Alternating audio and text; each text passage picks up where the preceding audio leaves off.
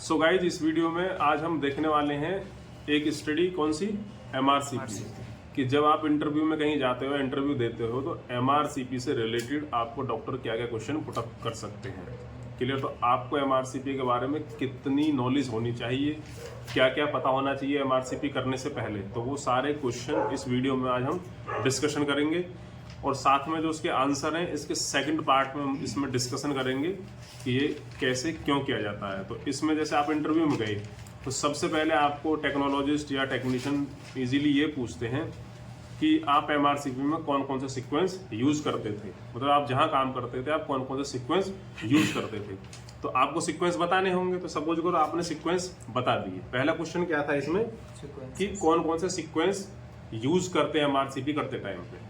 पहला क्वेश्चन है, कोई भी पूछ सकता है आपसे कि एमआरसीपी के वही सीक्वेंसेस आप बताइए, तो आप बताओ एमआरसीपी के सीक्वेंस।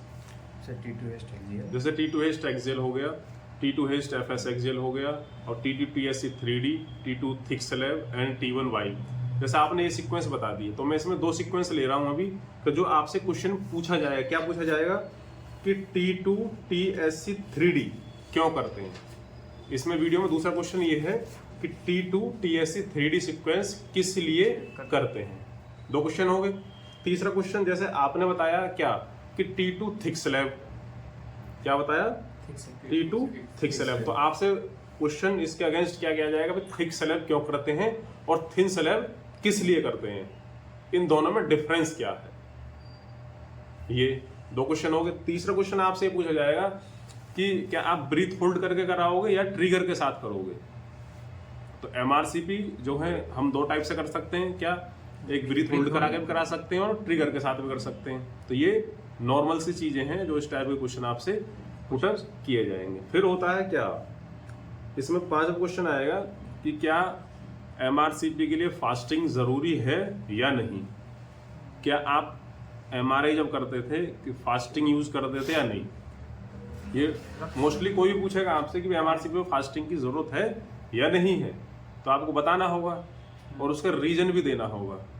5 क्वेश्चन हो गए, मतलब हम ये डिस्कशन कर रहे हैं कि एमआरसीपी में कितने क्वेश्चन आपसे पुटअप किए जा सकते हैं। तो 5वां क्वेश्चन ये था कि भाई एमआरसीपी के लिए क्या फास्टिंग की जरूरत होती है, और जरूरत होती है तो वो किस लिए होती है, कितने आवर्स की आपको फास्टिंग चाहिए। क्लियर? अब नेक्स्ट जो क्वेश्चन है, नेक्स्ट क्वेश्चन ये आता है कि एमआरसीपी करते टाइम पे हम कौन सा सिरप पेशेंट को पिलाते हैं। किसी ने पूछ लिया, जैसे कि हम मोस्टली डेक्सो ऑरेंज दे देते हैं, डेक्सो ऑरेंज देते हैं, पेशेंट को पिला देते हैं, तो उसका रीजन आपको मालूम होना चाहिए कि वे डेक्सो ऑरेंज किस लिए पिलाई जाती है, या पिलाना ठीक है या नहीं है। आपसे जो एमआर टेक्नोलॉजिस्ट ये क्वेश्चन पूछेगा, वे डेक्सो ऑरेंज क्यों पिलाते हैं।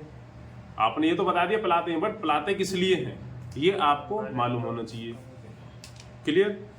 नेक्स्ट क्वेश्चन क्या है इसमें, जो बिल्कुल मतलब एडवांस लेवल पे जो चीजें हैं कि ये कितने टाइप के होते हैं। यहां से स्टार्ट होता है वीडियो कि एमआरसीपी जो एमआरआई है, एमआरआई एमआरसीपी में कितनी फेजेस होते हैं, कितने टाइप से हम करते हैं।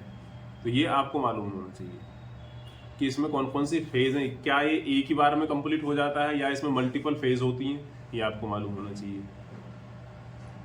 क्लियर?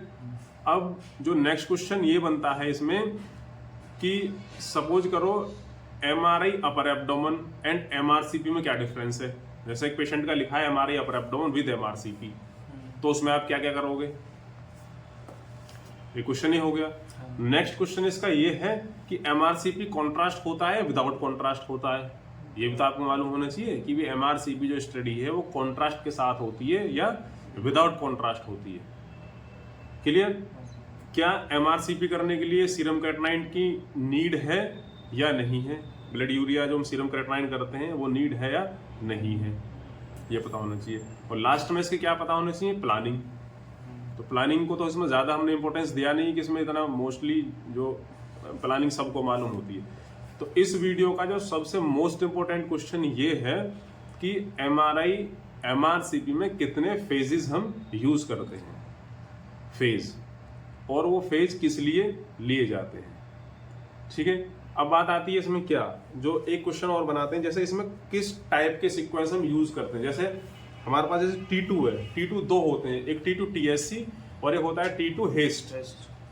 तो इसमें T2 TSC क्यों यूज नहीं करते और T2 हेस्ट क्यों यूज करते हैं?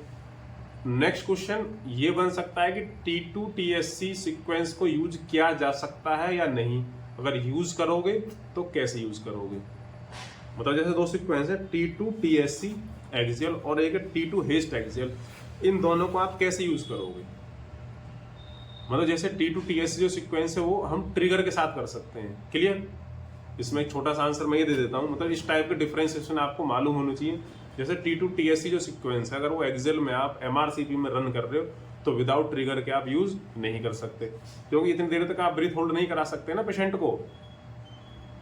तो जैसे हेस्ट है, हेस्ट की जो टाइमिंग है 18 से 20 सेकंड होती है, तो इसमें आप पेशेंट की ब्रीथ होल्ड कराने के लिए आप बोल सकते हो चीजें। लास्ट एक क्वेश्चन आता है, जैसे पेशेंट एक O2 पे है, क्या है O2 यानी ऑक्सीजन का पेशेंट है, क्या आप उसका MRI कर सकते हो? MRCP करोगे तो किस कंडीशन में करोगे? क्लियर? तो ये इस टाइप के क्वेश्चंस आते हैं MRCP से रिलेटेड। कितनी फेज होती हैं, किस लिए करते हैं, डेक्सोरेंज देना है या नहीं देना। फिर एक और सबसे मोस्ट इंपोर्टेंट क्वेश्चन है, क्या MRCP के पेशेंट को MRCP करने से पहले पानी पिलाया जा सकता है या नहीं। ये मतलब बहुत टिपिकल क्वेश्चन भी है और बहुत इजी भी क्वेश्चन है। जैसे पेशेंट आ गया MRCP का, आपने फास्टिंग पर रखा हुआ है, उसने बोला कि मुझे पानी पीना है, पेशेंट ने बोला कि मुझे पानी पीना है, तो क्या वो पानी पी सकता है या नहीं पी सकता MRCP करने से पहले।